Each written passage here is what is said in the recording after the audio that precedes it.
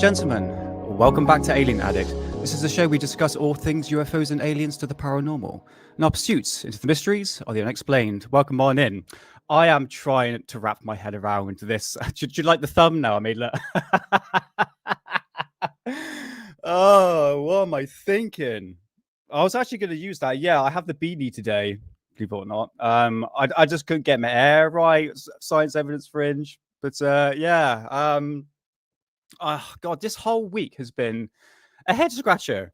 I'm like, okay, right. Project Bluebeam, the fake alien invasion is on the cards. The last card, once again. I have got so many videos to show you because a bit like last week, just kind of proved my point. We are so going through a 2012 effect. It's incredible. And I kind of want to go back to the past and have a look at the fake alien invasion. Okay. What was in the mix round about, well, we're going back to the mid-90s, believe it or not, to around about 2008 and see what they were saying then compared to what it is now.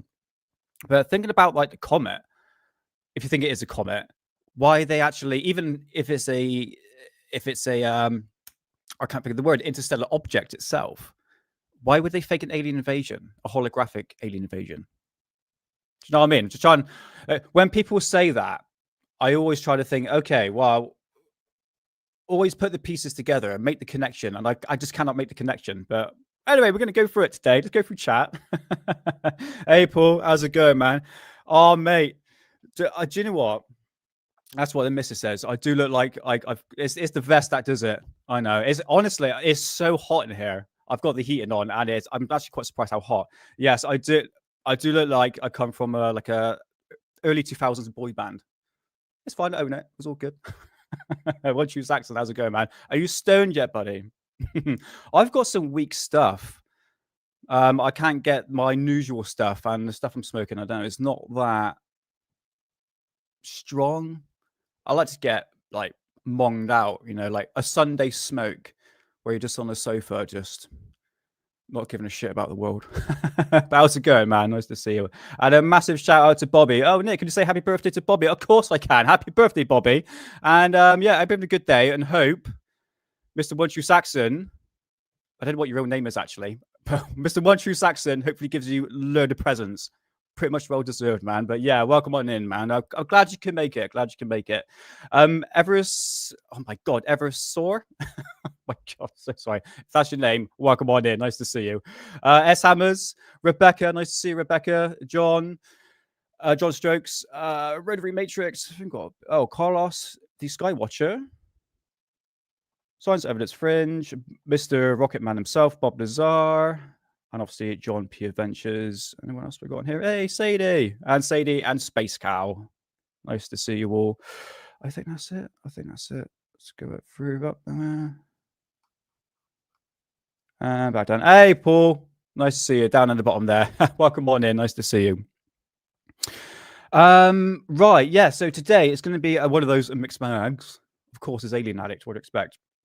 We're going to be talking about Project Bluebeam. All right. Okay. So I'm very much familiar with the topic itself.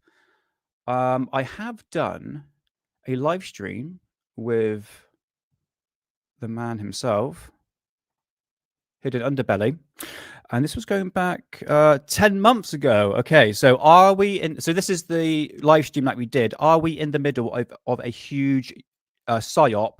Are we being set up for something bigger? And this is it input basically the fake alien invasion, which is obviously Project Bluebeam, right? But I want to go, this is it. So if you go check it out, I'll put it in description. Actually, all links for videos are in description. So go check that out whenever you want. And hopefully I don't get any copyrights, especially from you, Hidden, for Christ's sake. I'm joking. But yes, I have done a whole live stream on this topic. So I'm pretty much familiar with what's actually going on in the fake alien invasion realm. Well, the Project Bluebeam. So we're going to go for it.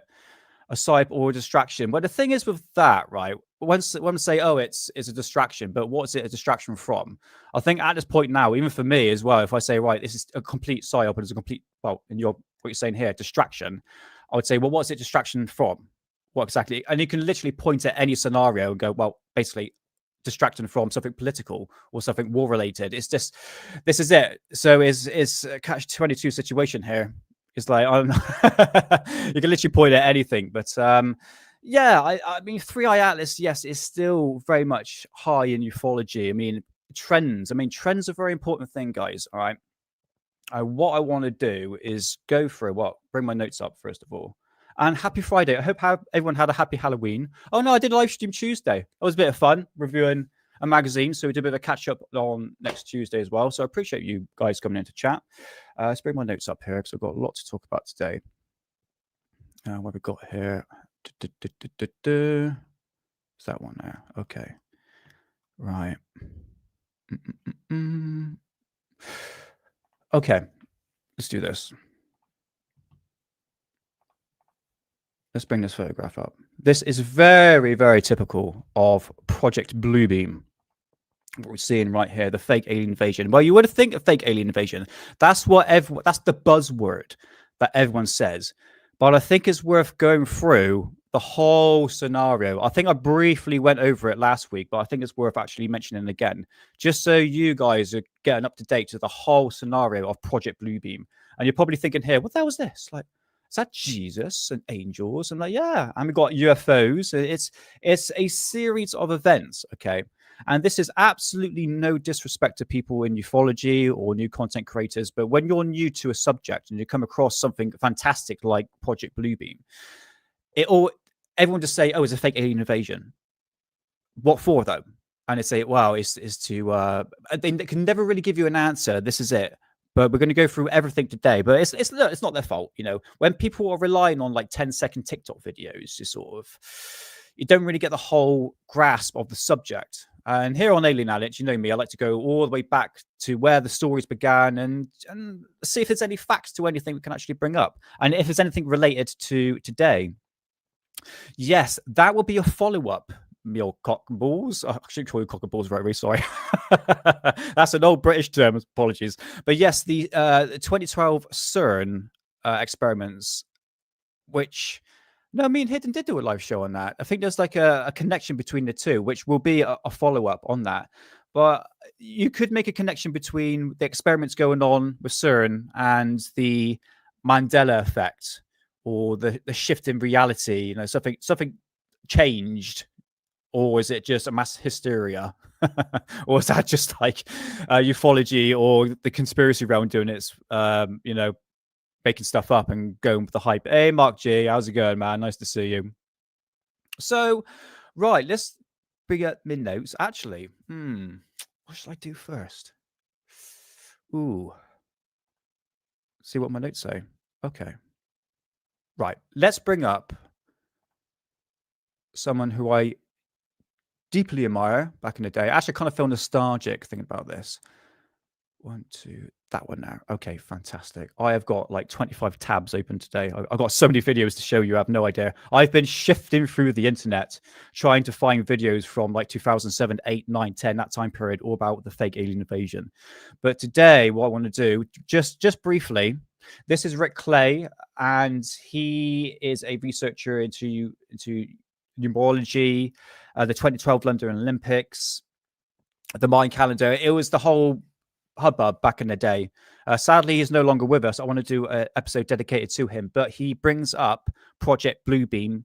He's going to talk about it briefly, and then we're going to go into it. And I've got other videos as well to bring up going back 15 years, okay, just to show you guys that Project Bluebeam is nothing new. I keep on hearing it every single year for the past 25 years. I'm not joking. So this is Rick Clay. You can find the whole interview. It's a 4-hour interview. Well, 3 hours and 50 minutes on my Cosmic Twilight channel. And I'm going to do a live show dedicated to him at some point. And this is, have I got this up? Yes, I do. Fantastic. Okay. And he's just going to briefly talk about Project Bluebeam. And this was on Red Ice Radio. I'm going to say these words because who cares? It's got to be said. Red Ice Radio, and I thought they're no longer on YouTube, but fortunately this one's still up, so you could go check it out. You can. This is the nature of the work I do. Basically, I'm Hold on. Where's my note? Let's say 22. Oh, it's 2 hours and 42 minutes. There we go. Oh, 48. Is that right? This is the nature of the work I do. Basically, I'm the idea that there was going to hoax something on the size of a biblical second coming, and when it comes to, for instance, you know, the whole idea of Project Bluebeam. Yeah, of It course. was released by Serge Monast. They obviously make a mention to the idea that holographic technology is going to be used as part of projecting, like, you know, imagery onto the upper ionosphere of the planet of sorts, or into the sky. Just for those who don't know, give us a small caption of Project Blue Book for those who don't know. Project Bluebeam. It was it's essentially Bluebeam. Sorry, yeah. It was research that was released by Serge Monast in the 1990s. Incidentally, a few weeks after he released the information, he died mysteriously of a heart attack. But basically, Project Bluebeam is essentially the idea that there was going to hoax something on the size of a biblical second coming, and it'll start off with an engineered financial crash. And it was going to end up spiraling into environmental problems, hoax discoveries around the world that throw religion into contradiction, like, for instance, the lost tomb of Jesus.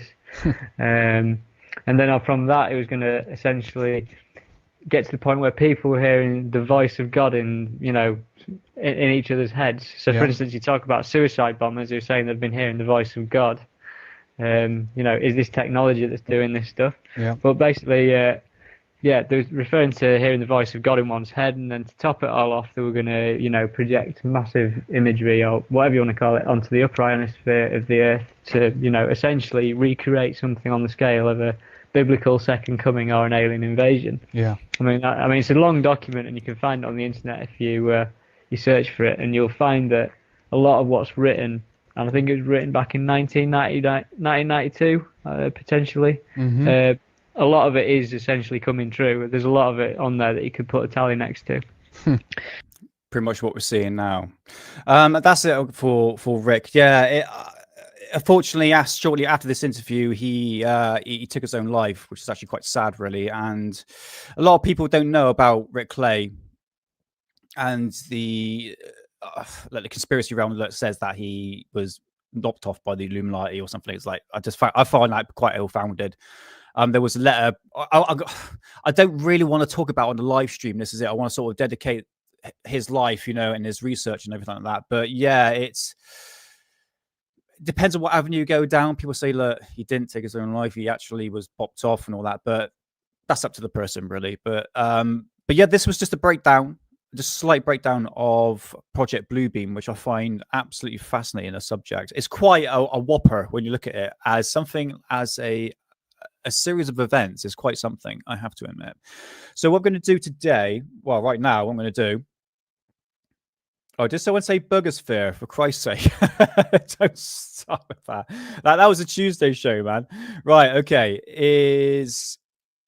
let's bring up that photograph. It's not really a photograph, it's the AI generated. Right, okay, so Project Bluebeam. Let's just go for it, okay? And then you've got some videos to show. Right, where are we to?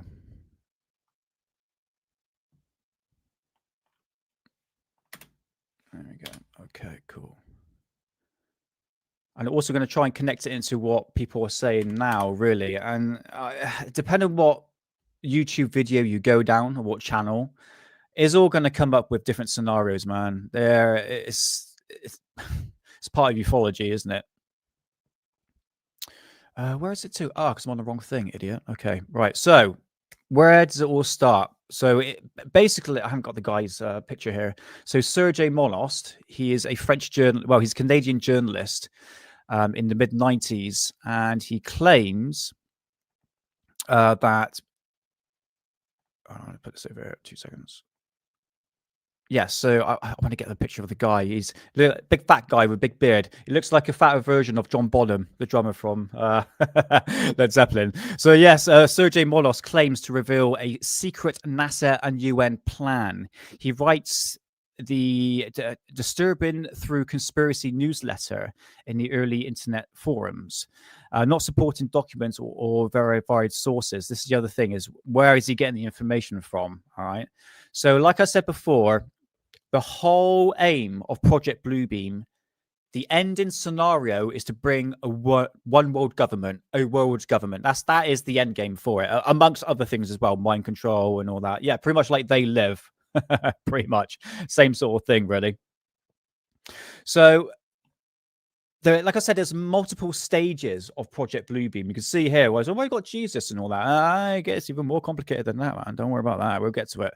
So, right, first stages. Okay, breakdown of knowledge and archaeological hoaxes. So, fake discoveries will be planted to discredit religion. All right. So, it's sort of getting rid of Christianity. I wouldn't say Christianity. I mean, obviously, Jesus comes up and all that. It doesn't really go into detail what religion it goes into. I suppose the sort of Mormons and, this is the thing with it's a lot of claims that doesn't really go into like specific details. So it distorts and discredits religion. And the idea is to create confusion and weaken traditional belief systems. So obviously it goes with the religious concept. So Sergey claims earthquakes would be artificially generated to reveal stage artifacts. So for instance, like Lost Tomb of Jesus, the Noah's Ark, just sort of throwing out scenarios there. That's right. So that is stage 1. Okay. So stage 2 is global sky holograms. So massive 3D holographic projection in the skies showing religious figures. And specifically what we'd be seeing is different types of cultures, but it mostly focuses on Jesus and Muhammad. All right. So those will be astro projected into the sky itself, into the upper atmosphere. And this will be... you can understand the impacts that actually have. That's quite something to do, isn't it? That's just like stage 2, guys. We've got like 5 stages to go. So there'll be also sounds being projected as well. Now, we all know the technology of sound projection that can be implanted into people's heads. That's not conspiracy. That's actually true. So sound wave simulation, divine voices straight into people's heads, intending to make people believe their God is speaking to them. Okay, so it's almost like convincing the people to in one way believe that the whole aspect of their religious belief has actually come true. If you got that on a multiple scale, you can understand the impact it's actually going to have. So that is stage 2. So stage 3, which kind of goes correlation with stage 2, is telepathic mind control. So allegedly use of extremely low frequency and microwave signals. Well, we all know the CIA and the military got that anyway. Supposed beam through into people's minds or stimulate communications from deities. Oh, that's interesting, isn't it? That sounds like a DMT trip, doesn't it? So scientific consensus. These abilities are not possible with current basically electromagnetic technologies. No, it's not true. So I have to admit, I did use a bit of ChatGPT and Grok to help me out on this one, but I did put my bullet points because I know the book like on the back of my hand, to be honest with you, is to sort of help me out here. But the thing is with these AI sites, they will put the debunk side into it, the skeptic side. So I understand it's saying here that electromagnetic technologies, give me a break. No, I've seen videos on that, so that's a load of bollocks. So I have seen a news. Hey, UFOs around the world, how's it going, man? Nice to see you. Hope you're doing well. So I remember back in the day, I saw a video footage of, hey, Esley, how's it going, man? Nice to see you. Hope you're doing well. I can remember back in the day, I saw a news report. This is back in the 80s, right? And it shows a man having sort of these, not implants, but these sort of things that stuck to his head. And it would basically beam in low frequency waves into his head. And it's actually given off, sort of shut his eyes, and it would give off like projections of like sheeps, cars, trees and stuff like that. It's absolutely incredible. I couldn't really find the footage, but it is true. They actually do have that technology. So Grok, you can screw yourself on that one, mate. So yes, the mind control, that would be the next thing as well. And obviously leading up to stage 4, which would be the fake alien invasion. So with this, I'm trying to think, what can they actually use in terms of technology that we can see today? it's nothing what the military has. Now, would the military have holographic technology? This is the other thing. What in terms of war efforts, what would be the purpose of it? To scare the enemy? That's one idea. I mean, it kind of going all the way back into was it Vietnam War? But they used sounds, instead of actually using holographic technology. So this is it. What have they got? We know the military has something absolutely fantastic. Have you seen that new fighter they launched not long ago? And it's like, I guarantee that's like 30 years old. Like, so it's nothing new. But in terms of holographic technology, there are some pretty good stuff on the internet, I have to admit, which we can kind of go through it a little bit. Yeah, it's saying here in terms of what we have ability, what the US, well, I'll say the military, but what the public has in terms of holographic technology, it seems quite far-fetched to actually pull off something like this, a Project Bluebeam, a fake alien invasion. I just try to think, would they use real technology? Someone must have to be clued in, how well is this technology to actually pull it off? Because, we are living in a day of, AI-generated material. And in fact, I'm blabbering on. I want to show some videos just to sort of show you sort of technology-wise what we have.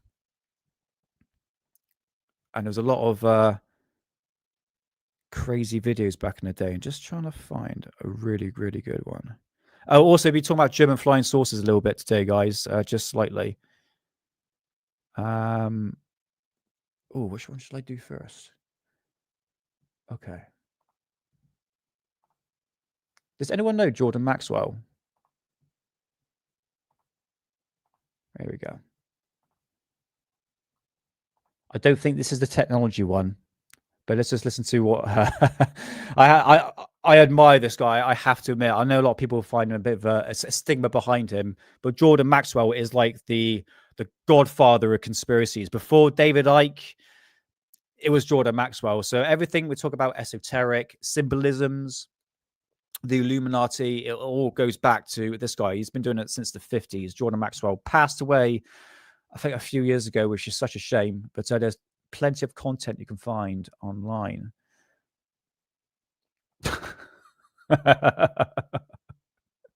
No, don't worry. No. I've checked my my bookmarks for you, Sophia. Don't worry. Rosso the Tosser won't be there. Don't worry. Right, Jordan Maxwell. Let's listen to him, what he has to say about Project Bluebeam. It's about 5 minutes long. I'll make sure it was all good. Put that down there like that. And I can click the button. That turns it to play. There you go.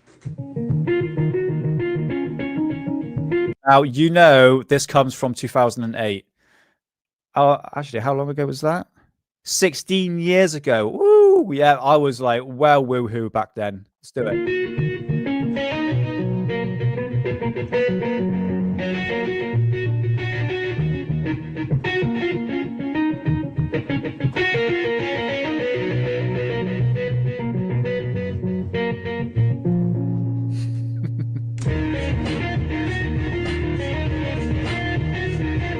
Oh, no, get copyright. Hold on.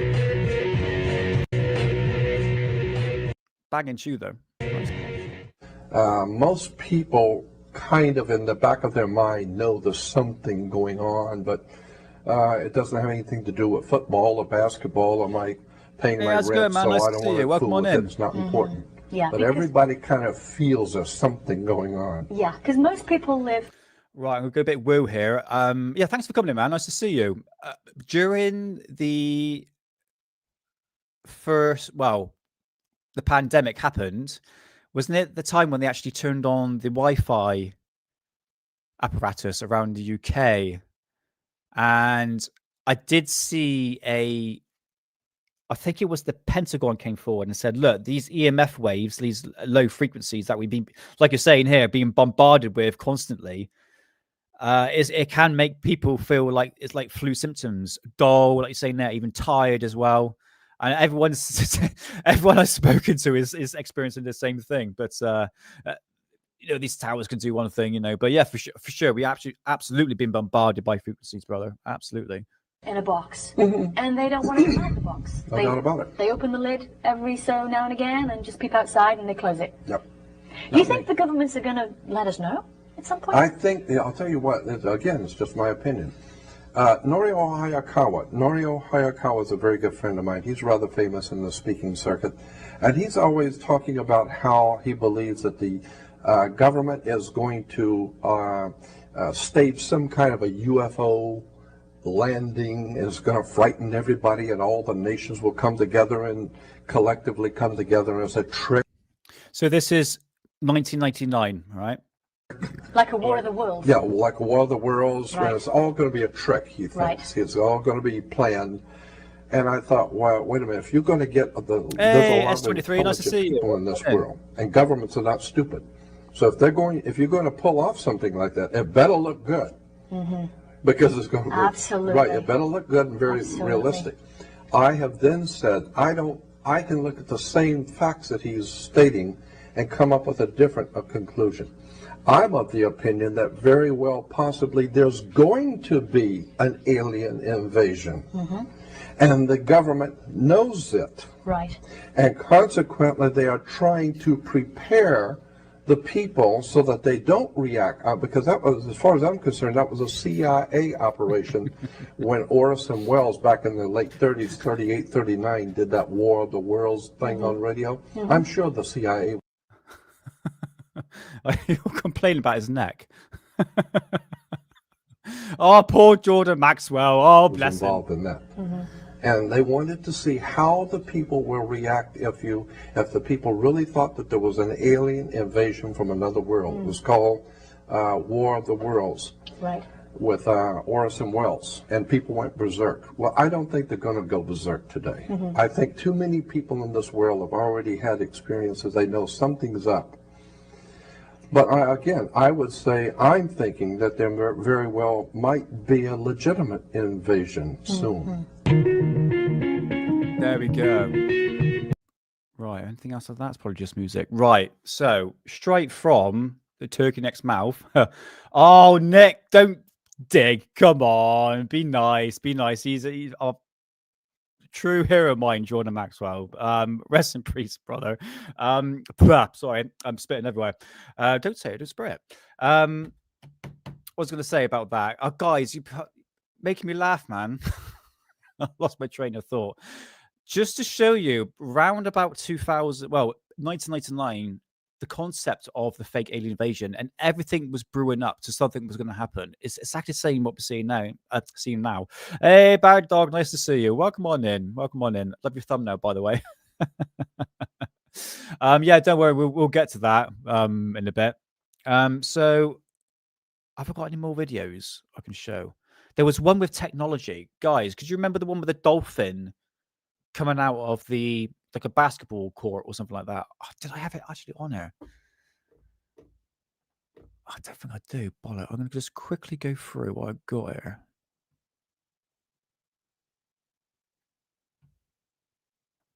Okay. Right. I'm going to shove this in your face. Right. So this is Dream Watcher. She hasn't uploaded in about 15 years. Yeah. So this is Blue Beam, Jesus, crucifix in the sky. Prepare for fake alien invasion in 2012. Ooh, spooky ooky. So this is 16 years ago. Let's have a look. What we got here? Oh, I remember this.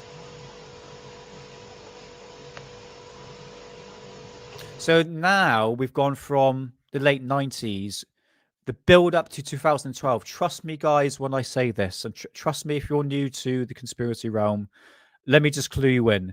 If you're into that sort of mindset, or you're into the truth movement conspiracy realm, or any sort of conspiracy related stuff, around about 2007, 8, 9, 10, 11, there was a lead up to the fake alien invasion in 2012, the end of the Mayan calendar. There was the fake alien invasion that was supposed to happen at the London Olympics, 2012, the end of the world. There was honestly, something was brewing. And I tell you what, we're seeing exactly the thing, what we're seeing now in 2025. I should have thought 22 hard before the show. Sorry.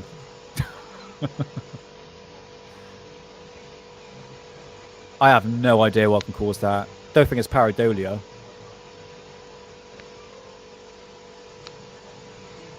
You see a tree, Rotary.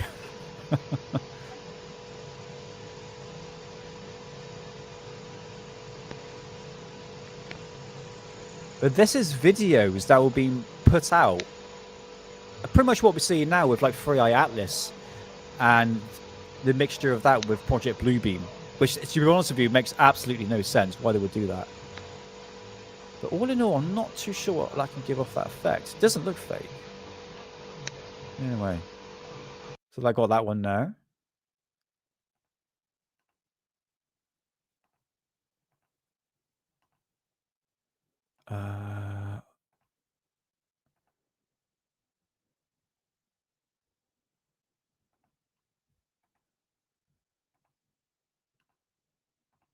Okay.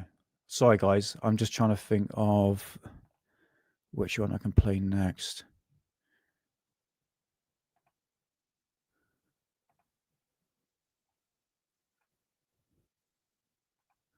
Hold on. Sorry, guys. 2 seconds. Nope, not that one. Well, that one. No. Okay. Right. Sorry for the silence. I got so many tabs up at the moment. Right. This was the intro that I played. This goes into a bit more detail. This is a report into future technology, commissioned in 1968 by Have a weapon. What's extraordinary about this document is that it... I don't think this is to do with Project Bluebeam.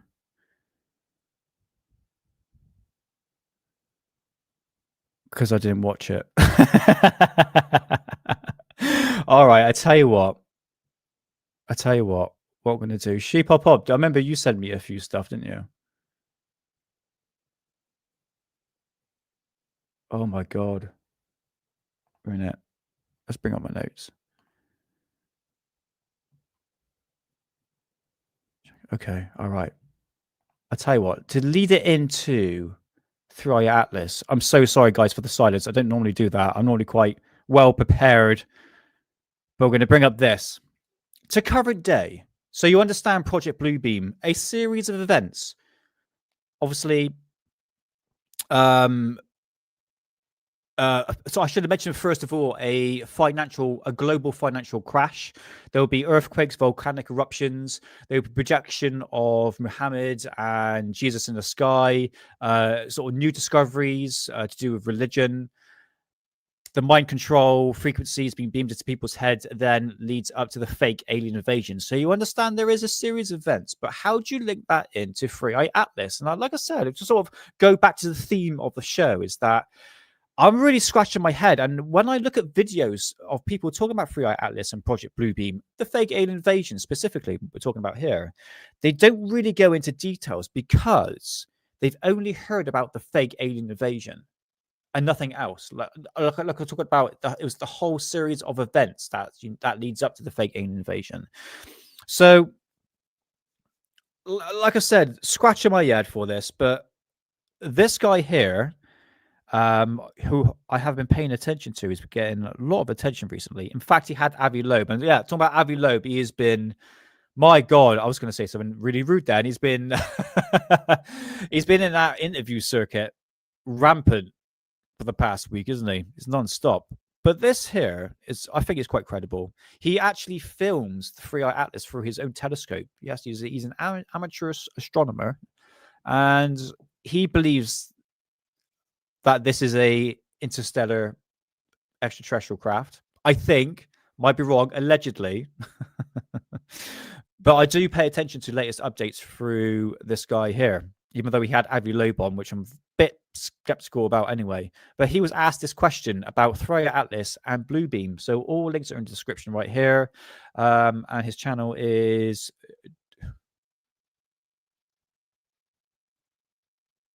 Dobsonion Power. Do apologize, screwed your name up. But yeah, link is in the description, and be interested to hear what you say. Or is Free Eye Atlas just a Bluebeam cover? I believe it's not, for one strong reason. I might be wrong. First, for the ones that don't know, Bluebeam is a project that is kind of... it's not public. That means that all the powers are doing, roughly speaking, have that plan to make us believe, to fake an alien invasion, so we believe in aliens and break with the church and the religions, and then implement a new kind of religion, a one God for everyone. Yeah. I was going to say the gods. So Jesus and Muhammad will blend into one, making a new god. And remember, the overall outcome is to initialize the one world government. That's the whole game plan. It has to be with that agenda, one world, So he's break clued in. with the family, which is awful. They are doing that already, kind of. Oh, Spirited Kenny, nice to see you, man. Sorry you're up there. I didn't see you, man. Hope you're doing well. And yeah, welcome to the chat and happy Friday. And to control everything. The strong reason, and I still think they are not implementing that, at least yet, is that obsession and that anxiety and that nervous behavior they all are having because the lack of a tail on 3i Atlas. Not only that, because of the anomalies of 3i Atlas. They can't prove it's a comet. And they are trying everything, like making fitness to fit a narrative that is like sand over the ends. Okay, right. Makes a good point. But I'm going to backtrack a little bit. He's saying about why people still believe that this is an extraterrestrial craft or interstellar objects hiding like a craft and something extraterrestrial behind it. What I'm trying to say. The thing is with that, I think from my observation as a researcher on both sides, and I go, who's doing the most misinformation out there? It's the UFO community. I have talked to death about this, guys, that the fact that I've been face fucked, I shouldn't say that word, but I'm going to say it anyway, literally face fucked for the past couple of weeks on 3i Atlas, making me believe that this is an extraterrestrial craft. Sure, there's some strange anomalies behind this, but I'm still going to the point where there is so much, like Rebecca's saying here, there's so much misinformation, that a lot of BS in ufology, and you've got to shift out that. I still listen, but I'm still not going to really believe what it's actually saying. And with all the clickbait, the AI generated material, there is like mass hysteria, and I've seen it on such a big level now. It's there for trends and clicks and views, and for me, that's not scientific. Anything that comes out about 3i Atlas is automatically to believe that's an extraterrestrial craft. Oh, it's gone past the sun and it's now traveling faster. It's like, yeah, but that can be backed up by science. In one way, my brain is going at the point where there's so much crap that's coming out with 3i Atlas. Yes, there's strange stuff, I would have to admit. But the more BS and the more clickbait nonsense goes with it, the more I'm tethering towards is just being a comet. It's a new comet that we've never really seen before. It travels differently. It gives off a different signature. I have not heard any results that the fact that we're actually getting a signal from this craft. Yes, it has no tail. We understand that. So there's some strange anomalies behind that, but it just might be something new discovery. Just a new discovery of what a comet can actually do. But like I said, the UFO community is it depends on who you like, isn't it? On X, on these social media sites. But for instance, the ones I'm going on, like Facebook, oh my god, it's like an echo chamber. One can say, like, for me, but no, I look at both sides, and what I've observed recently, I'm sorry for repeating myself, is that there's a lot of nonsense that's going behind 3i Atlas. People just want clicks and trends. I just want something. I wish NASA would just come forward, for Christ's sake. Like that doesn't help the case at all. Do you know what I mean? The silence from them does not help. That is a bit odd, I have to admit. Hey, Puck Elf, how's it going, man? Nice to see you. If it's not flat, yeah, if it's not flat, mate, I'm not going there. Yeah, Sadie, gonna be honest, I would say subscribed, but I'm part of like 5 different UFO pages on Facebook. Trust me when I say this. In fact, we're going to get into one in a minute. It's a 99.999% is absolute nonsense. and it's got to be said. So yeah, there's so many UFO pages out there, so many pages on Facebook, but it's a bit of a cesspool. Hey, what did I say hello to you? Sorry, brother, if I didn't say hello. I do apologize. If aliens were waiting behind the sun, for they would pop out and say boo, all arranged and planned out by humans. And the invasion could be faked and still have real aliens. Ugh, I just don't know. Like I said, I've been hearing about Project Bluebeam for so long. 25 years. Like, even actually, I think it's mentioned in one of these UFO books here, which we'll probably get into. In fact, if it gets mentioned in one of my UFO magazines, I'll bring it up for next week's show. But I keep hearing it over and over and over again. It's just people sort of regurgitating like information. And this is no disrespect, but the people regurgitating the 3-hour Atlas being an extraterrestrial craft, you know, they're not scientists, they're not astronomers, they're influencers, they're like you and me. You know, we've got regular jobs. We're not in that profession. So how am I supposed to rely on the information that Avi Loeb says? Well, I mean, to be honest with you, it seems to be one-sided. He seems to be having an agenda at hand, in my opinion, knowing how these people operate. Okay. But then the UFO community is doing what it's do best, just regurgitate the information. And when you ask them like specific details, they're like, oh, just go watch Avi Loeb. I'm like, no, you're saying it. No, back up your scientific analogy. Do you understand? So I'm rambling. I do apologize, guys. But see if we can tie in Project Bluebeam with 3-hour Atlas. Falling. Sorry for rambling. That's the fact. And that obsession... Oh, sorry, John. Did you say that this guy lived in that church in Portugal? Or not far from that church? Is he Portuguese, is he? I thought he was Spanish. Insisting in something that we don't believe, we don't bite then. That obsession that with those 2 probes to watch the tail now in the perihelion makes me believe they don't want that. Now, from the other hand, in favor of the Bluebeam project, what if they are doing that using those all shenanigans in science as puppets, using politicians as puppets as well, but the real ones are laughing at it and saying this will work, they will bite it. Let the YouTube... Oh, I tell you what, AI is the future. I'm going to be honest with you, there are some AI generated music. Like, for instance, there's one that I really like. You know, Owner of the Lonely Heart. It's one of my favorite songs by Yes.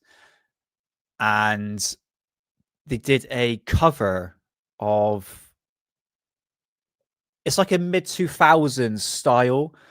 And it's really good. I showed it to my missus. She was like, is that a real band? I'm like, no, that's AI generated. And there's so many channels now that come out with new, it's basically like take any artist, but you just change the genre or subgenre. And some of it's crap and some of it's pretty good, I have to admit. I'm like, oh, are we there now? Oh my God. It's only a matter of time until like Queen's next album, they can take Freddie Mercury's voice and, you know, adapt it into something new. They can make him say anything. This is where we are now, guys. Hey, Green Tea, nice to see you. I'm not afraid of an alien invasion. Yeah, no need to be. If some entities figure out how to get here, they would have wanted to hurt us. We will be deleted before we even know it. Yeah, this is it. They would have shown themselves by now. You know, this is it. I think the community does what it does best. It does a lot of fear mongering. You know, like I said in the beginning of the episode, Green Tea, is that the story of fake alien invasion, the Rapture. Oh, the Rapture's been going on thousands of years. Like, I can't tell you how many times I've read about the Rapture or something like that in the 90s, all the way through my life. Anyway, it's not going to happen. You know? But I hope you're doing well, Green Tea. It's nice to see you, and happy Friday. Shall I play a bit more of this?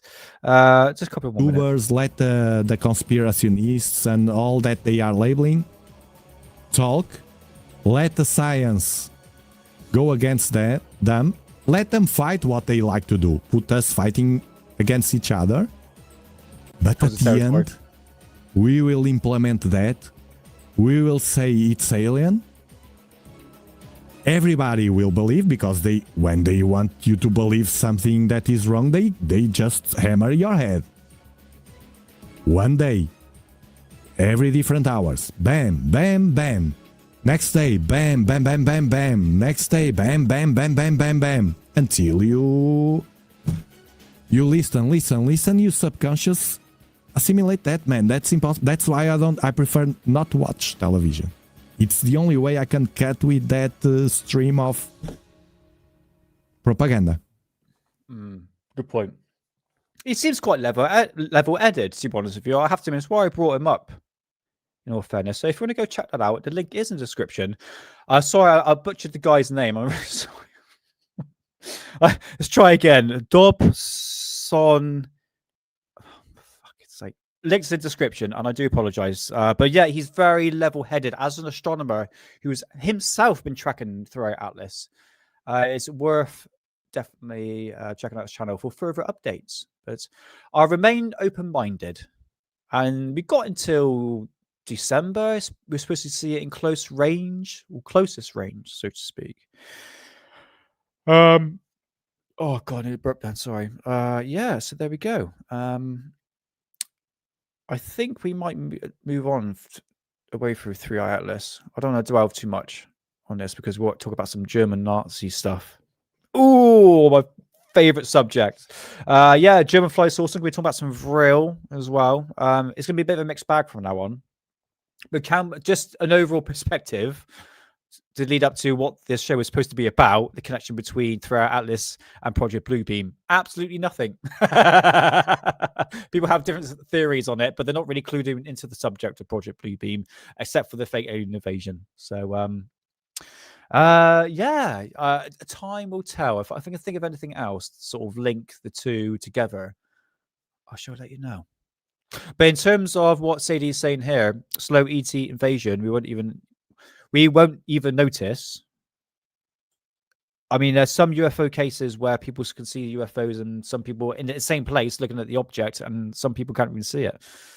It depends on the person, really. And I think they sort of fade out, don't they? In our third dimension that we're living, not fifth dimension. I don't know which dimension we're living in. Is it a third? I know. Give me some mushrooms. I'm well in that fifth dimension. No rapture seems like a competition to see how worthy honest one is. Yeah, this is like with the rapture. I keep on hearing it over and over again, isn't it? There's a lady who lives here, just down the road, and she's very, very religious. It's like, Nick, you must give yourself to Jesus. The rapture's coming. I'm like, all right. Okay, I will. He's like, you pray for me. Pray for me instead.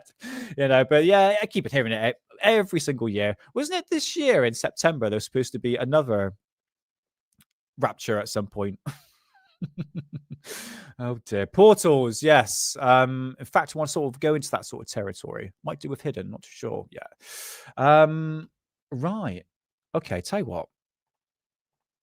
We're going to lead off to Project Bluebeam. Let's see what I've got here for the time being. Yeah, this is what I mean by people. Project Bluebeam, fake alien invasion to control the masses, 2025. Is there a fake alien invasion coming? 2 months ago. There's another one. Strangest beginnings of fake alien invasion. That was 2 days ago. 3i Atlas and the fake alien invasion 3 weeks ago. Aliens are coming 1 day ago. Dare I go on? Do you understand? Alien invasion this November. 3i Atlas, urgent information. God, 25 views 3 months ago. Oh dear. Not in that algorithms, mate, innit? But you understand where all these people got different scenarios to what Project Bluebeam is, but they don't really go into full synopsis into it. So, yeah, I'll tell you what, let's go through. Yeah. Oh, I've got my cat there for. Oh, yeah, by the way, there was the Aurora, and there was it was actually covered. Actually, Sophia, if you were there, this was the Aurora that night, and it was actually quite high, but then you had a very beautiful halo on that. Yeah, quite nice. Right, I forgot. That's another photograph. Double. Why have I got all this random? Have I got the right stuff? Hold on. Yeah, check that out. Yeah, I was in the fish shop and I saw that. I was like, what the hell is that? Oh dear, that fish, that face. Oh dear, oh dear. Right, okay, let's get all that. And just bring my notes up. I was everything I wanted to show you. What was it?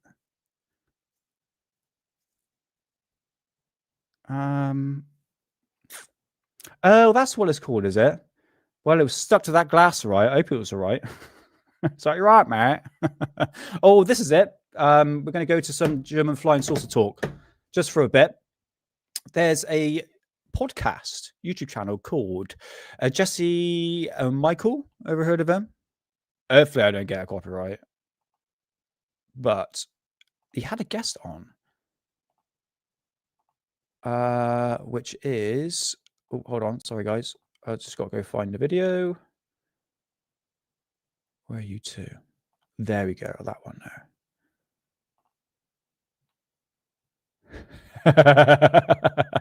It's a cloud show. Yeah, I'm 50-50. I'm 50-50. But saying that, Rotary, this guy here, Jason, I can't even pronounce his surname. I'm sorry. I am bad with names. Anything with a J in it or G, it screws me up. Is that J or G? Whatever. Idiot, no, idiot. So he mentions a few stuff about, well, topics on something I'm quite related to. That's German flying saucers. Is it there? Right. Okay. Whatever kind of energy was being generated also for sponsoring this episode. So yes, Jesse Michael's YouTube channel is in the description, so you can go check that out. You can find the different interviews with different people, which is it's quite interesting, actually, I have to admit. I know Ray, you got a bit of a mixed bag on that. They're all grifters. Oh man, I know, right? I am 50-50 after watching this interview with this guy, Jason, purely because you find a lot of these people they're very good at talking, but then they give good points, and there's one point I want to talk about, and that's the connection between, actually I might have to do that next show, between Roswell and something German technology that crashed. All right, we're going to get to that in a minute, but I'm so sorry guys if you think it's a clown show, but I'm just going to go through a few points on this. All right, so this is going to be talking about the Bell project, which I'll show you in a minute. So I think I assume that, or let's say I suspect that they were looking for a incredible power plant originally. But the reason that rig exists is because they realized that this thing levitates when you turn it on. And they had to chain it down. Perfect, Sadie, yeah. And so this, whatever kind of energy was being generated, also resulted in counterberry. It was an anti. In other words, it developed a local gravitational field around itself. Anti-gravity. But the other more interesting thing is that they would put plants around this thing and they would turn to mulch. They were like cellularly disrupted. They were disrupted on a cellular level and they would basically disintegrate. And supposedly the entire first team of scientists that worked around this thing died very quickly, and they had to replace them all. And we do know from Witkowski for a fact that the lead scientist was a guy named Ernest Grawitz, who I believe was an SS medical officer who worked directly under Joseph Mengele. So if you were putting sort of biological specimens, in this sort of torsion field, he would be relevant. And then a guy named Walter Gerlach, who worked at a local university and was extremely interested in gravity. So yeah, sort of to your point. Absolutely. And Gerlach was involved in like also magnetic engineering and stuff like that. So he talks about it, and he talks about where the stories came from, which I have to admit, he does back up at least some sources when he talks about a lot of wacky claims. But specifically what he's talking about here, which I need to do a follow-up on the Bell project, which is basically this.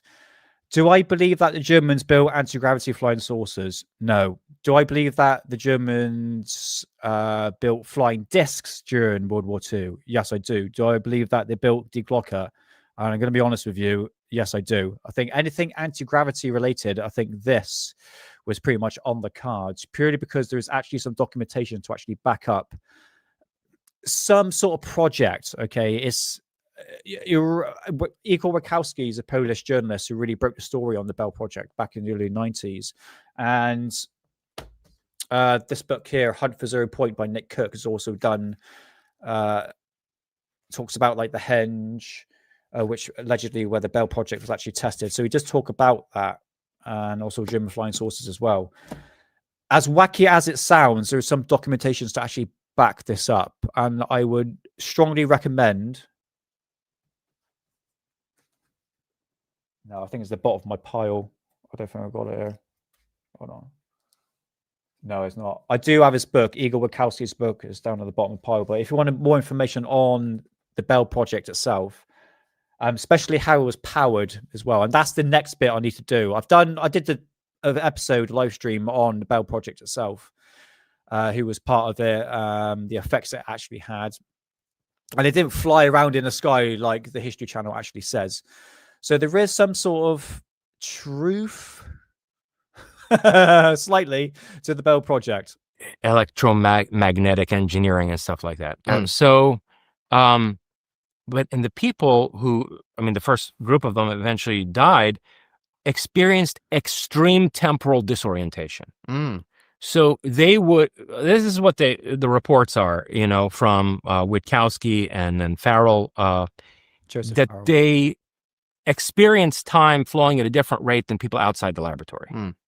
And that it became allegedly became extremely disorienting and eventually cognitively debilitating to them. Yeah. So time. This is a 4-hour straight podcast, guys. This is, you know, there's a lot of all the different subjects they go into, but it's very brief subjects they go into, and it's all over the place. But he does talk about German flying saucers, which I'm going to go to here. You know, create a high density, or, you know, you create a high energy environment. There are two ways to basically warp space-time. It's, you know, mass and energy. And with both, you would encounter sort of time displacement. And so with this, you know, black hole where you have like, you know, you're going to slow time the closer you get to it. Nice so high voltage experimentation and things of that nature, or, you know, nuclear experiment, you might, you know, incur some sort of time displacement as well. Absolutely. And say you were to like do that in a more and wasn't Townsend Brown obsessed with like time travel? He was obsessed with time travel. He like Agnew Bonson, who funded him, was famous for saying that, you know, in high megavolt range, you know, internally to protect, you know, whatever biological organism was being sort of tested in this environment. And by the way, this is a Nazi regime that definitely experimented on human beings. Twin studies with Joseph Mengele, experimental cell block 9, where they try to cryonically freeze people. Like, border science was very in vogue. So you'd put a person in this ceramic chamber, you create a torsion field around it, and basically you'd slow time on the inside to, you know, say 1/1000th of a second. And, you know, if a person spent a year inside this chamber, you'd walk out and you'd be 1,000 years in the future. And that doesn't break Hawking's chronological conjecture. It works with general relativity. It makes theoretical sense. There are all these engineering issues with it, presumably, but... Hold on.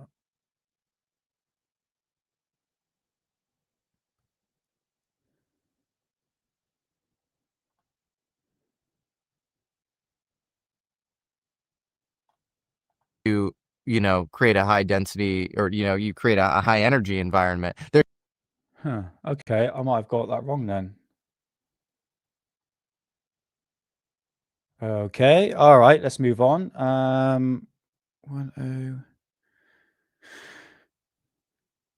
So one aspect I am interested in Roswell, but I think there's more to the story. And Joseph P. Farrell has talked about whatever crashed at Roswell was actually German technology. And I think I'm going to follow that up on next week's live show. Speculate that. So here's what I think. Listen. It's a hydra. The Nazis created the crisis at Roswell. they staged an event. Now, let me not be misinterpreted, okay? As anyone who listened to our first conversation can see, I'm not by any means suggesting that like grays or whatever, like manufactured by Nazis or, you know, or that all of the crashes have to do with Nazis. No, not by any stretch of the imagination. Do you think Roswell was accounted specifically Roswell by Nazis? Yeah. Like, for example, there was a crash that Jacques Vallée gets into in his book Trinity that took place a couple of years, or no, 3 years earlier, right after the Trinity detonation. Near the test site, something came down. It was 20 days after the test. And the beings who were witnessed coming from out of that craft were like praying mantis, like you know, something like between a gray and a praying mantis. Childlike insectoid entities. Okay? Those were not, they didn't have anything to do with the Nazis. Yep. They were bull-headed, slang eyes. That's me in 30 years. Eyes, no ears, unless they had a coating of something on it. And I noticed that their shoulders were kind of narrow, but had long arms. And what surprised me that they had 4 fingers. Okay, well, I thought this was about German flying saucers. Okay, sorry guys, I think I'm getting everything mixed up here. Really, really sorry. Do apologize. For real. Last bit. In any case, I don't know that Jung would certainly take it that far, but Jung kind of got that idea from him, and he developed it to where, like, for example, he's predicted that the spirit of Wotan would erupt from out of the collective unconscious of the German people, and it did, right, in the form of the rise of the Nazis in the Second World War. So Heidegger is saying that there's a war, and very much lines up again with Nietzsche, there's a war of different worlds over the earth.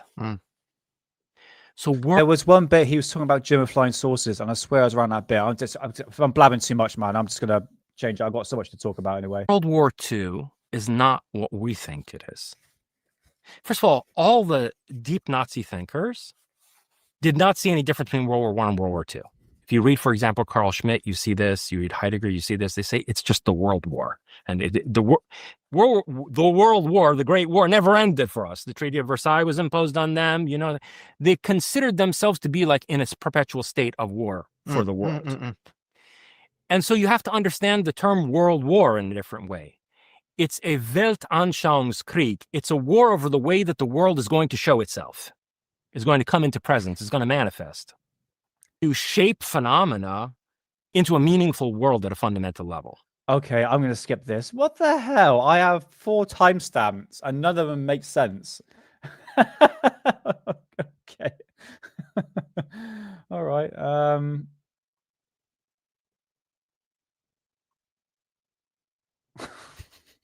Stupid. Anyway, right. Sorry about that, guys. I'm really sorry. It was actually something on point I wanted to talk about, German flying saucers. Especially like Vril Society and stuff like that. But you know, I talk to death on that. What else we got here to talk about?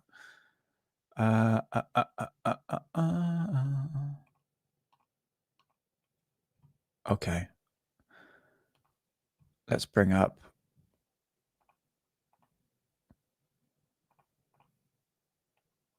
X. Where are you two? There we go. Oh, hello, Grok. Hello. Right, what have we got here? Oh, I've got messages. Who's this? Oh, yeah, that was hidden. Right, okay, let's go through the cesspool. Well, it's not a cesspool. I shouldn't be too harsh on... Well, actually, no, I could be actually.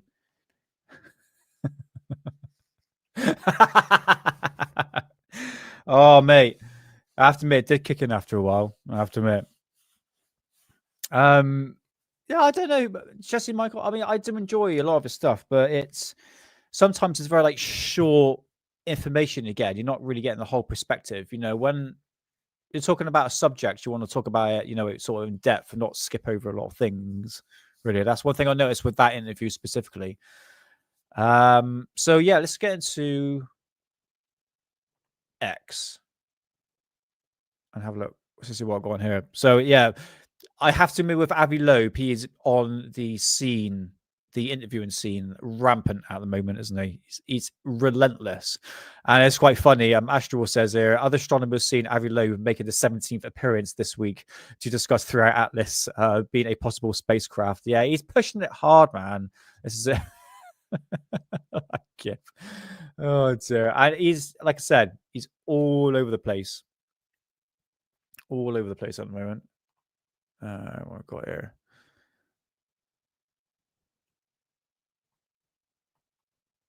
Was this recently?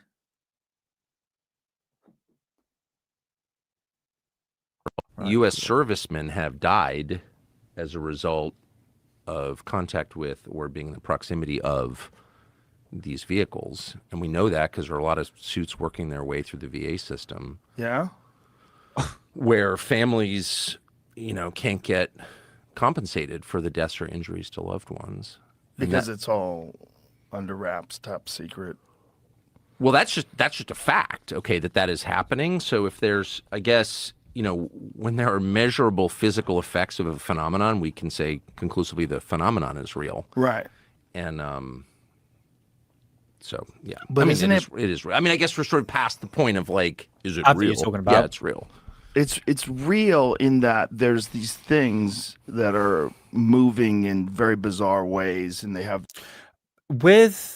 Sorry for stopping, guys. With Chris Tucker, I find he's very heavily religious. When I'm not denying demons, the devil, demonic entities, but it tends to get splashed in with sort of your regular entities, and because he's very heavily religious, especially in Christianity, as a Christian man, he immediately goes to devil or the demon, But I think there's a lot more to that. I think it's just like a buzzword, isn't it, when it comes to Christians, Like when I'm talking about that lady who's extremely religious, that I need to give myself to Jesus, because the rapture's coming, If I said anything, like if I had a bad dream, she'd be like, "Oh, that's the devil after you. That's the devil after you." It's like, whoa, like you just jumping to conclusions there. You know what I mean? Yeah, it's way bigger. It depends on what state. Like Tennessee, I know is quite a big Christian state. I think it's pretty much throughout the US, really. So I remain open-minded. I'm not a Christian myself. Do I believe in God? No, going to be honest. But if you believe in God, that's absolutely fine. I'm not going to bash you for that at all. That's as long as you don't approach it on to me, that's absolutely fine. You do get the religious nutters, but if you believe that, that's absolutely fine. I'm not going to criticize you. But then, like I said, with Chris Tucker, just immediately goes towards demons, and then, like, I'm not denying, but at the same time, it's just like the go-to word, really. These propulsion systems that violate what we know about propulsion systems. Oh, I've done it now, Sophia. And we know that there is a real effort, and has been underway for a long time, to keep the public from knowing about it. Oh, Avi, yeah. That's all known. That's established. I don't think any rational person would deny that. The question is, like, Israel, what is it, actually? I mean, now is sort of the point where you have to ask, like, what is this? And, so that's how much of it do you think is ours? Well, none of it's ours. None of it. Well, I don't know. I mean, clearly, the U.S. government is huge. It's the largest human organization. There are, I think there are 2 million federal employees and another 10 million federal contractors, so who are effectively government employees but don't have civil service protection, for example. So that's 12 million people in a country of 340 million working for the federal. Yeah, I would agree with that. 12 feet tall. Going to be honest with you. Federal government. So it's kind of hard to overstate how big the federal government is and how well funded. And so to say the government this, the government that, no, of course it's people within the government. But yeah, they're working on all kinds of things, obviously, that are classified. But yes, in general, no, they can't. Did I say his name wrong? I do apologize. Yes, I'm talking about this guy here. Yeah, Tucker Carlson. Control these objects. So no, it's not American technology. Well, or Russian or Chinese. It predates, all of that. Well, some of it does, right? Like for sure, the Kenneth Arnold sightings, that was really early on. That was like the early 1950s. He was seeing these flying saucers, these discs that were moving over mountains. Well, which kind of looks like the Horton Panama, or I can't remember what the name of it. It's being with a P. That looks like one of those gliders. That spit an image of it. I'm not saying in one way you could say, where did this UFO technology, say, look, flying disc or advanced technology actually went after the war? So we're talking about the Germans developing it and went into the hands of either Soviets, Russians, or the Americans. I think the British might have got some scientists, but that technology, where did it actually go? Right. I mean, the prophet Ezekiel writes about it in the first chapter, Wheels in the Sky. Yeah, that's a crazy one. Boy, when you well, read it is that, crazy. If you read it, it's like, oh, wow. Yeah. You know, and wheel within a and wheel. not just, the Hebrew scriptures, like it's all over every the Vedic text. Of course. So these are spiritual phenomenon. There's no evidence Chris they're Tucker. from another planet. I mean, I think that's the that's the lie, that they're from Mars. Look, is it Tucker space, the atmosphere is really well. I'm getting the names confused, aren't I? Stupid idiot. What's his bloody name? Yeah, Tucker Carlson. Oh my God, am I saying his name wrong? Did I say Chris Tucker? Chris Tucker, he's from bloody... He's that actor, isn't he? From Rush Hour. Okay. All right. Okay. Well, let's move on from that. Yeah, I know James Fox. I know people were a bit with him. But the Virginia case, which in fact I would like to do a show with Hidden, might do it for Wednesday show. Actually, we'll see. But we actually have the doctor who's sort of allegedly, quotes, the alien being. Meu nome é Ítalo Venturelli, estudei em São Paulo, eu fiz neurologia, neurocirurgia, fiz mais de 5.000 cirurgias. Só queria deixar essa mensagem que eu realmente Rush Hour, that was it. No dia fui ver como se eu tivesse ido ver um paciente, e não era um paciente, realmente era um alien, claramente um alien. O crânio era em forma de gota, os olhos em forma de gota. Eu fui ver um paciente, achando que era um humano. E eu vi ali um ser maravilhoso de um mundo que eu não conheço. Me pergunto se estava sofrendo, ele não estava sofrendo, se ele estava entendendo, ele estava entendendo. Muito calmo, muito tranquilo, olhou para mim como se entendesse tudo que eu estava pensando. Eu acho bacana conversar isso, explicar para as pessoas que existem muito mais coisas do que a gente imagina. Para mim foi muito importante ver, porque eu vi a imensidão que tem esse universo, né? Não somos só nós aqui, nesse mundo tão maravilhoso, mas deve existir muitos outros. E aquele ser que estava ali é prova disso.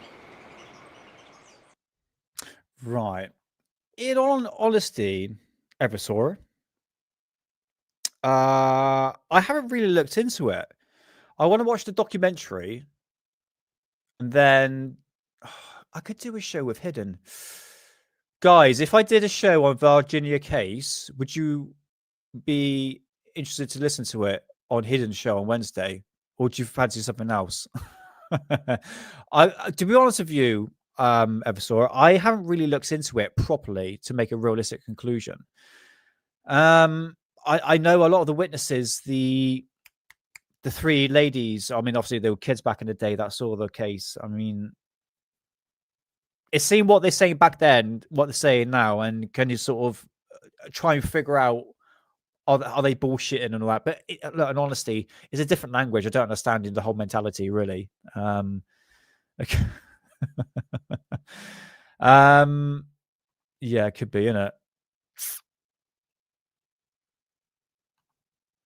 Okay. I'll think about it. But yeah, the Virginia case is an interesting one. I know little snippets of it. But yeah, this is the doctor who actually saw the alien creature itself. So yeah, for the first time in history, we have an eyewitness testimony from the head of the neurosurgeon, Dr. at regional hospital, who claims to have had face-to-face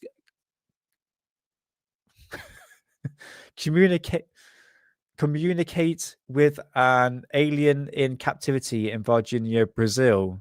See the full interview. I screwed that up magnificently. Don't judge my big shitty words I can't pronounce. We'll do a follow-up on that.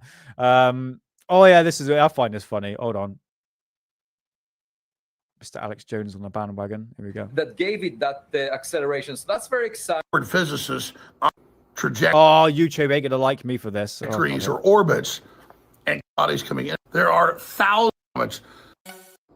3I Atlas. We've been hearing about this for 6 months. There's all these different rocks and comets that come through our solar system out past. Don't say I said the word vagina instead of Virginia, because I get the two confused when I see the word. Pluto, that's no longer a planet. There are thousands of other planetoids, many of them bigger than Pluto. So again, we have all these heavenly bodies coming in and out of the solar system that are on irregular trajectories or orbits. And constantly we have different Harvard scientists and others coming out telling us that they all might be alien spaceships. So now we have Harvard physicist Avi Loeb coming out on Fox today and saying, oh, first it had a comet tail the wrong direction towards the sun, and now it showed evidence of acceleration outside of the gravitational pull of the sun, and so this is an alien. And you would have thought he would have been taken out by now. You would have thought. Especially sneaking into Bohemian Grove. And whistleblowers from the government 6 months ago saying, oh, it's coming, it's going to get us. This has all the hallmarks of a blue beam fake alien invasion hype. I'm not sure what's going on, but the establishment is pushing this big time. Here's the Fox News report. Tell me what you think below. Professor Loeb, thanks for being with us here today. You have been the most legitimate voice, the most renowned or credible voice in pointing out this has some high probability of being something other than a deep space comet. I believe, Professor, you gave it a 40% probability before this latest evidence. Let's talk about what this evidence is. A blue tail and a change in pace. Yeah, thanks for having me. Indeed, I did a calculation that indicated that So even Alex Jones is bringing up the fake alien invasion, the Project Bluebeam scenario. For Christ's sake, Alex. In order for it to accelerate in the way that it did recently, it must have, if it's a natural comet, it must have lost a substantial fraction of its mass, of all the 20% or so.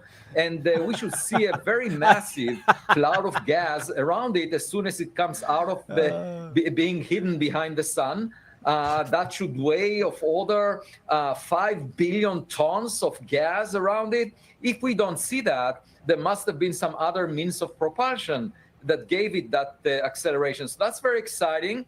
It's sort of like going on a blind date and wondering who is on the other side. And, it could be a rock. Maybe that's the most likely interpretation. But we should be open-minded. We should be humble because it's an opportunity to learn something new. Okay, so it has picked up speed, and you're telling me that is either because it has some alternate source of propulsion other than gravitational pull, or like engines. The comet's got engines. Or it has an engine. And if it does not have an engine, you're suggesting it should have been shedding size. That's the only way it would have picked up speed. So if it hasn't shedded size, essentially it's got an engine, and therefore it's alien? Well, yeah, that would be a very interesting possibility. But the cloud of gas that it should have shed, it's a significant fraction of its mass. So it was obliterated by the sunlight in that case. And we should see that the object is losing a lot of mass into a cloud of gas. That's easy to spot with all our telescopes. We have hundreds of them around the globe. So within a few weeks, we will be able to tell. That's what makes it exciting. If there is no gas that it sort of shed and therefore got... All right, Avi, calm down. Let's bring Frogman back. Here he is.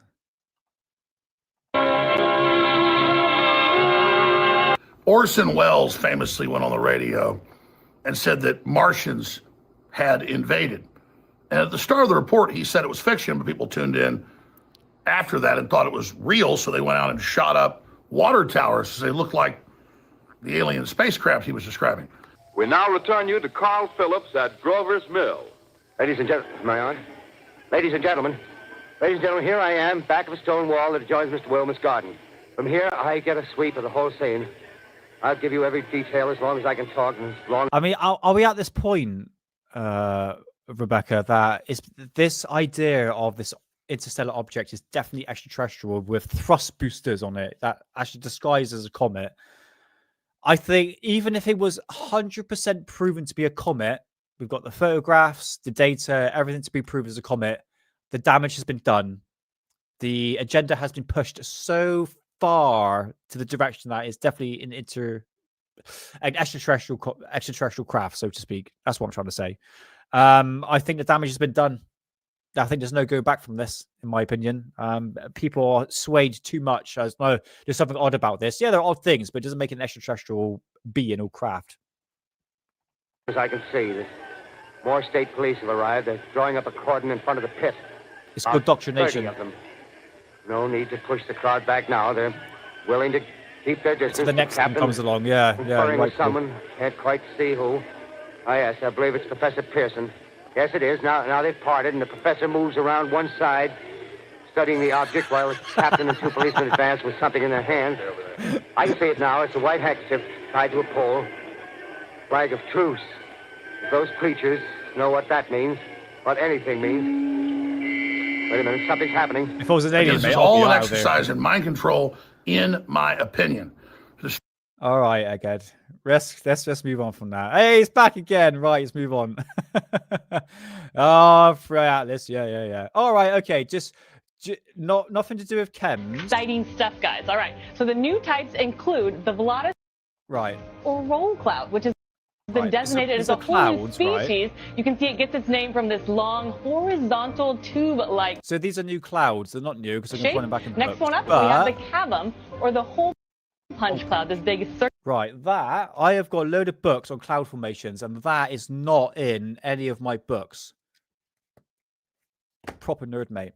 What am I talking about clouds for? No Circular one gas knows. is sometimes caused by aircraft taking off and landing. Very easy to see, right? Makes No, it doesn't, because I got video footage of that and there's no planes going through, so that can go. Oh, here it is. Do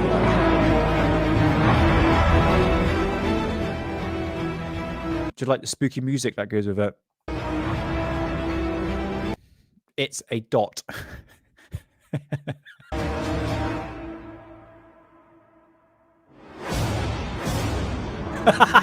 The fucking music. Come on. There it is through Atlas, guys. There's Klaxar in there. Look, going through space, looking for some quality weed. You know, extraterrestrials are supposed to like teleport, you know, and shift through different dimensions, like Sadie was saying, portholes. But no, this thing's been traveling for thousands of billions of miles in a straight direction, curves a little bit, but apparently it's extraterrestrial, apparently. It's a flipping dot, for Christ's sake. Anyway, move on. No chems, Nick. Does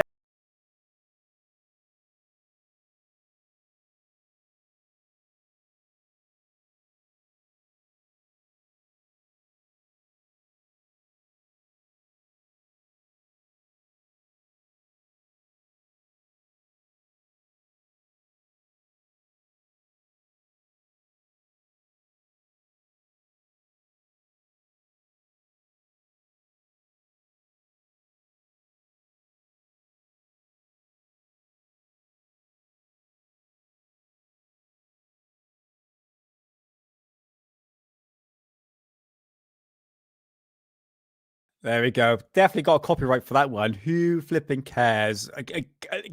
Get me back to that time period. Do you know what?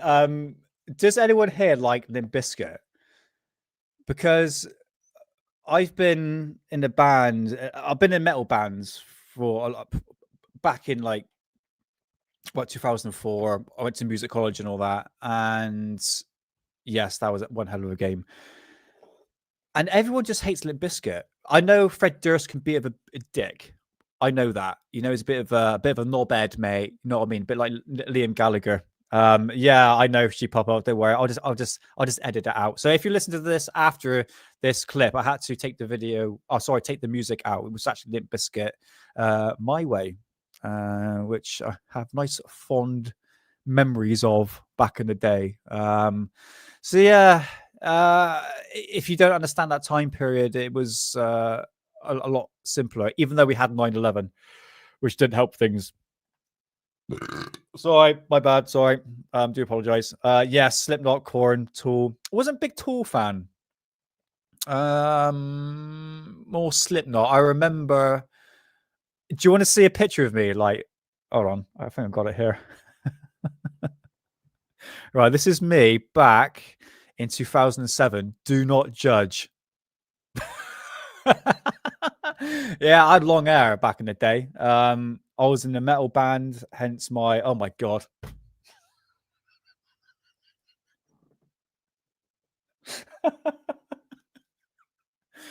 Oh my god, look at that face. I got a girl's face. Look at that. Terrible. Yeah, that was 2007, I think.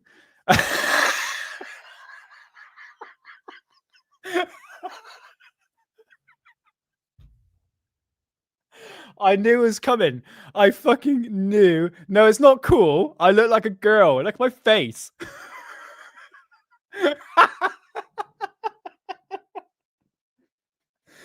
Yeah, I know. Pretty boy face. I know.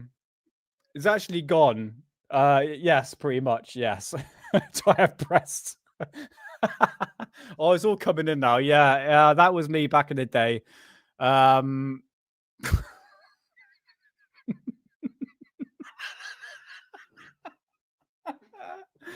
Oh, I'm gonna have a good old laugh. Oh, good old laugh. Oh. Hey, how's it going now? Maria Wilson, nice to see you. Yeah. So yeah, that was me back in the day. Let's get off that. Fucking embarrassing. Oh dear, terrible. Wish I'd never showed you that. I have to admit, everyone used to say I had like a proper petite face. Yeah, not going there, but anyway. Yeah, back in the day, to 999, awesome time. Oh, it's your boyfriend, Sophia. I'm going to save you the curiosity and dignity. I'm not going to show you Mr. Coltart himself. Yeah, did you hear apparently Kim Kardashian and Avi Loeb? I know, they banging or something. I don't know. No idea. What else we got here? Oh yeah, that Kim Kardashian thing. Let's just skip it.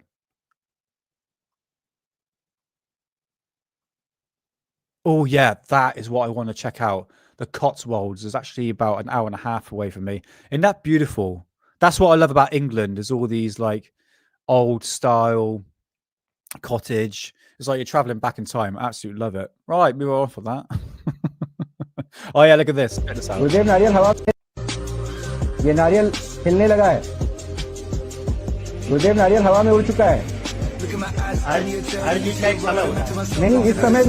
Right. Wait for it. Watch this. Unbelievable. Look what happens. Go back. Oh, you ain't fooling anyone, mate. You can see the string. You can see the string. Look.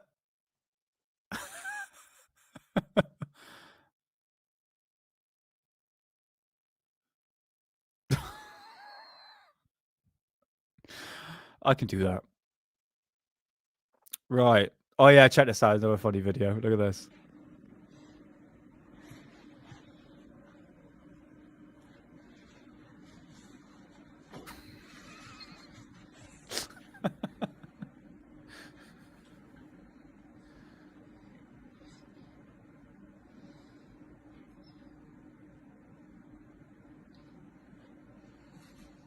Hey Ray Clay, how's it going?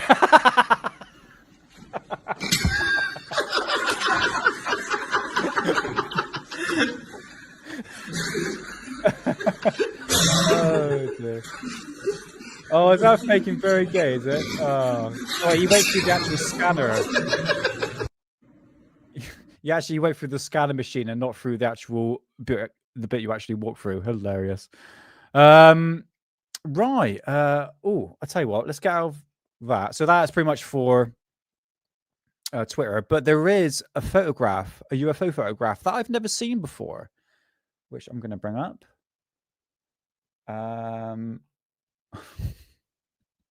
Yeah, check this out. Look.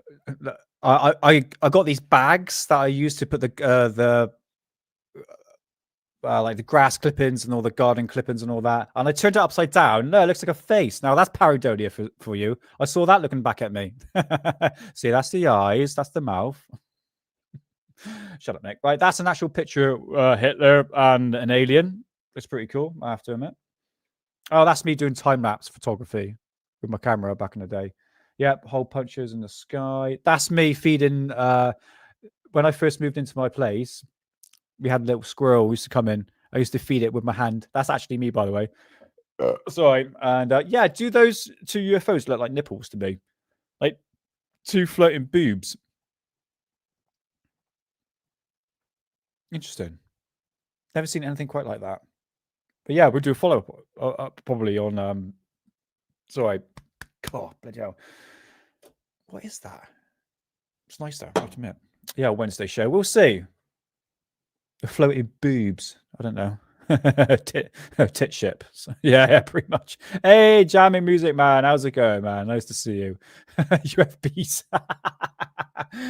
But Ray Clay too. I hope you're doing well, man. Welcome on in. Just sort of going to go through. I mean, I haven't got long left, guys. All right. This was popped up on the UFO pages on Facebook, which I would. Yeah, it looks like floating boobs, Maria. Absolutely. Is it La? I'm just going to call you Maria. Oh, I can't get you first. I'm a terrible reader. I do apologize. But yes, it does look like two floating boobs. This is actually Ball of Lightning, by the way. But if you go to any sort of UFO channels on Facebook, unfortunately, we'll come up with huge glowing spheres appearing without warning over Alberta. Residents watched this in awe. No, actually, it was two people in a car actually saying, oh, look at this ball of lightning. So this is what I mean. A lot of misinformation on these pages. This is a good quote from Herman Oberth. Kind of links into like the German flying saucers. And he says this, we can... Slow down, Nick. Oh, fuck's sake. We cannot take credit for our record. I'm not going to read it. Basically saying that they had help with another worldly entity, aliens, beings, for their further advancements of technology that the Germans... I mean, Herman Oberth worked for... I mean, look, there's Werner von Braun.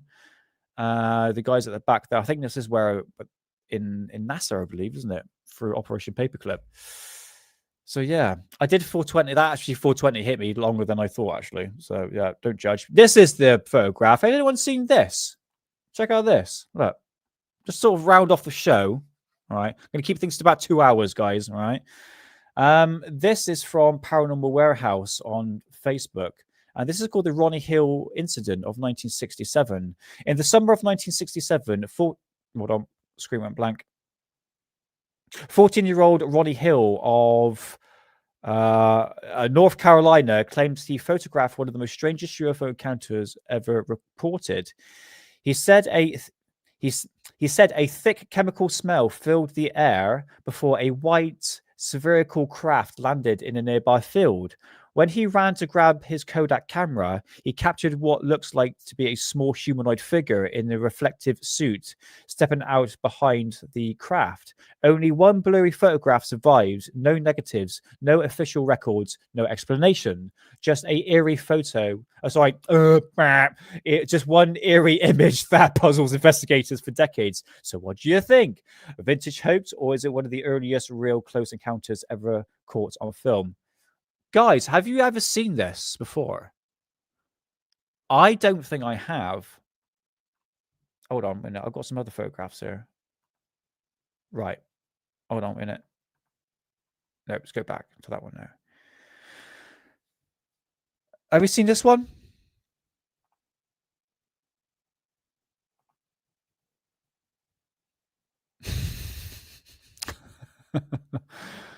Yeah, I think with my eye, my stoned brain, I think this is AI. Do you know what? What I can actually do? Let's grab the original. Look at that. Look.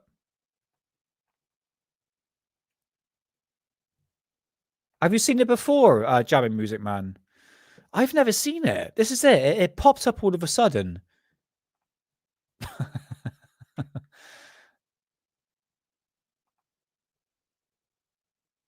Oh, was it?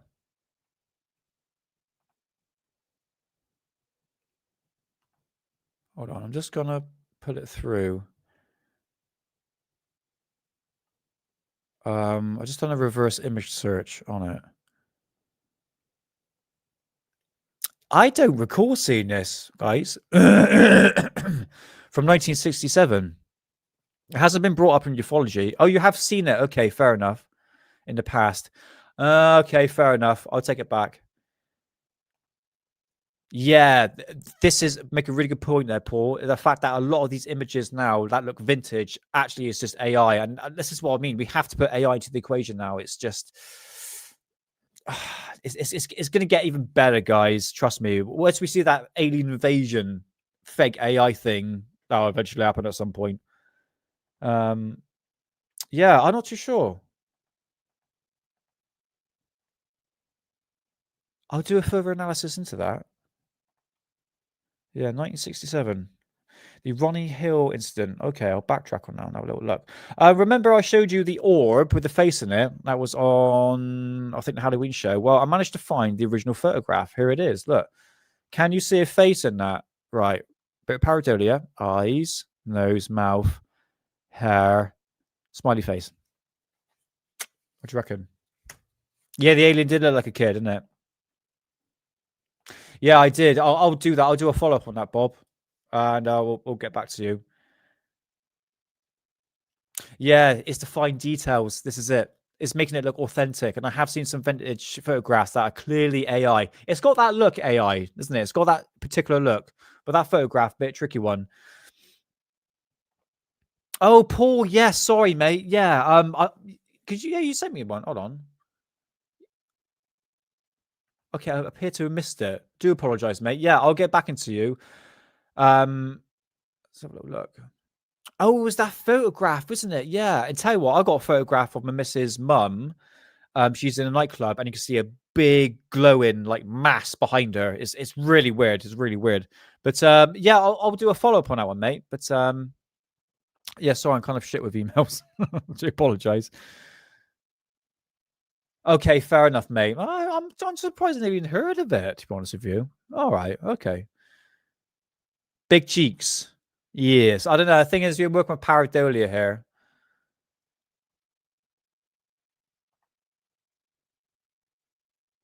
Okay, mate. Fair enough. Fair enough. I'll take 12 feet tall word for it, and then you guys as well. Yeah, with orbs. I tell you what, I like to go back to this location again. I don't know. It's like a bit like pareidolia, isn't it? When it comes to that point. Yeah, the thing is, Rebecca, you know, you've got to take that in consideration because dust does look like orbs. In fact, if I could just easily capture orb here if I took a photograph, you know, especially with a flash on. But I thought I'd just show you that, guys. What else is there? Oh, was that me filming? Oh, that's me in 2009 filming chemtrails. Well, that's pretty much boring. We don't want to show that, don't we? I think that's it, guys. I think that's it. Let me just check through all my bits and pieces. Yeah, that's that. That's that. Oh, shall I show a bit of David Icke just to finish off? Oh, he's back on YouTube now, isn't he? David Icke.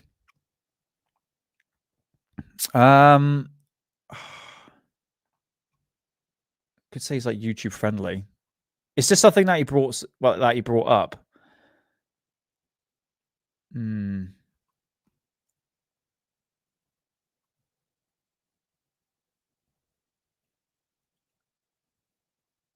Oh, what should I do? What should I do? Hold on, guys. 2 seconds. Oh, there we are. Okay. Nice.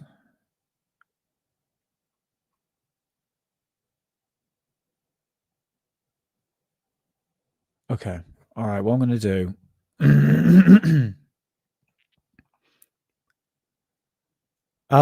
Might have done. Is that recently? Or is that an old video?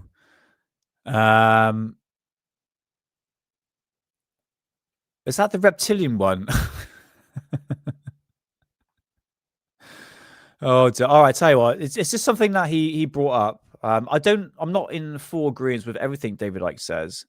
In fact, I saw him live last year. Oh, that's the video I want to show. I saw him live last year in October, and it was fascinating. But he did bring up a really good point called the art of a researcher. And then I'm going to show you one other thing, and that's it. Just quickly. Okay, go check this out. So, yes, David Icke is actually back on YouTube. My God, he's grown in subscribers very, very quick. He's going to reach 1 million subscribers quite quickly, actually, at this point. I guess I can show it. YouTube is now allowing him back on YouTube after he was banned for a few years. So his channel is back. But here he talks about something really important. And I think researchers like me and you need to understand where the information has come from. I think this is very, very important because now we are dealing with social media, 10-second TikTok videos. You know, a 10-second TikTok video doesn't give me any clarity as a researcher. I find it a very weak form of research. And this is why I like books and, you know, detailed research, you know, publications for me to actually read and look at. But you mentioned something here I'm just going to bring up really quickly. Into the idea that mainstream media bad, I'll give you that. I'll grant you. But alternative media, by definition, good. And I don't think it's like that at all. Because journalism is the pursuit of truth, the gathering of facts, because journalism... Okay, this is the point that David Icke's making. I think it's really important for us to take this into consideration. Check this out. Is the pursuit of truth, the gathering of facts to support what you say is happening. Okay, right. Now take that with Free Atlas and Project Bluebeam. Okay, so we want to pursue the truth, absolutely, but it's gathering the facts to support what you're saying is actually happening. This is the other thing. I think a lot of people are just going with these buzzwords, you know, because it seems to be trending topics, but they're not really putting the connections to the subjects together. You know, this is it. Where is the connection? And this is what I had trouble with Free Atlas and Project Bluebeam. It just made absolutely no sense. So this is the point I want to get across at the moment, that he made a very, very good point here, what David Icke is saying. Where is the information? Like for me, as a researcher, where is the information coming from? Who's giving this information and why you're receiving this information? You know, where are you getting it from and who's giving it the information? I think that's quite important. And then I can make a realistic conclusion on what information is actually coming out. Okay, I'm not agreeing with everything that David Icke is saying, but it makes a very, very good point. Obviously, the alternative media has been hijacked as well, which, I mean, we're all split apart in different categories, isn't it? Really. So, but is that done on purpose? Well, yeah, of course it is, isn't it? And I see too often in the alternative media, people that don't do that. They come from a certain direction, which massively influences what they say and what they won't say. And often these opinions, these views, which then become accepted by so many people as this is how it is, are not factually supported at all. And so I've been asked to do this this show for Iconic, to go through a series of points. There's 11 actually, that I think, from my experience now over 35 years of doing this, are very important to know for those that are either new to this or quite new to this. And it might also operate as a bit of a reminder for those that have been on this path for a longer period, that actually the basic foundations of journalism never change. And we can get to a point where you become so used to giving your opinion and saying how things are that you forget that there has to be evidence to credibly back up what you're saying. Yeah, I mean, you could say he sounds a bit like a hypocrite when it comes to reptilian stuff. He did make a good point. You sort of reevaluate what information you're consuming, and it kind of actually back it up with facts and actually connect it to what you're actually saying. This is it. It's back up what you're actually saying. David Like has gone through many different subjects. Some quite stuff I can't really say on YouTube. Not necessarily agreeing with it, but I think we need to be very, very careful what information we're consuming, especially with 3i Atlas and everything like that goes along with it. Here's a little fun video. Just one more video. Just to show you. Back in the day, we had alien ghosts caught on film by Anthony J. Hilder and Jordan Maxwell 15 years ago. There we go. Find out what maybe had happened with him, but I can't hear anything. Anyway, sort that. Let's forget about it. So basically, everything, all links for today's videos is in description, guys.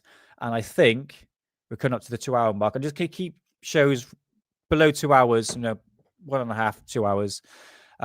Which pretty much, we're nearly there. Yeah, sort it. I think that's everything, guys. So, I'll be glad to hear your thoughts on 3i Atlas. Do you think it's anything to do with the fake alien invasion? I thought I'd pretty much give my points on that one. I don't think anything is going to happen in terms of fake alien invasion at this point.